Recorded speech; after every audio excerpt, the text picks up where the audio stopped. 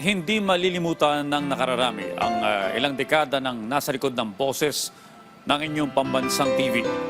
Ang tinig na ito ay hindi lamang tinig ng PTV, kundi tatak ng paninindigan at paglilingkod sa bayan.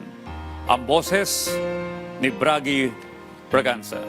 Yan ang ulat ni Sheila Natividad. Sometimes having no plan is the best plan of all. So go wherever the road takes you. Pamilyar ka rin ba sa boses na ito? Siya ay walang iba kundi si Bragi Braganza o Roderick Litonwa Braganza sa totoong buhay. Kung para sa iba, ang boses ay tunog lang na dumaraan sa tenga, iba ito para kay Bragi. Dahil sa loob ng maraming taon, siya ang naging tinig ng People's Television Network. Someday I'm going to work in that building dito sa PTV. Sa station ID, sa mga program promotions at public information campaigns.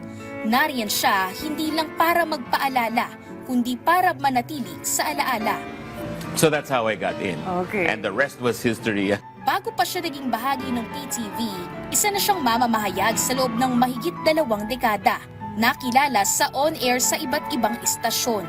Sa tagal niya sa industriya, umani si Bragi ng iba't ibang parangal. Noong 2024, kinilala siya bilang Remarkable Radio at TV host sa Southeast Asian Premier Business and Achiever Award, bilang pagkilala sa kanyang dedikasyon sa pamamahayag. At para sa mga nakasama niya sa industriya, hindi lang ang kanyang boses ang tatatak, kundi ang matibay niyang paninindigan at paglilingkod sa bayan. Ipinaaabot ng buong PTV ang taus-pusong pakikiramay sa kanyang mga naiwang pamilya, kaibigan at kasamahan. Habang buhay na maririnig ang tinig ni Bragi bilang bahagi ng kasaysayan ng serbisyo publiko.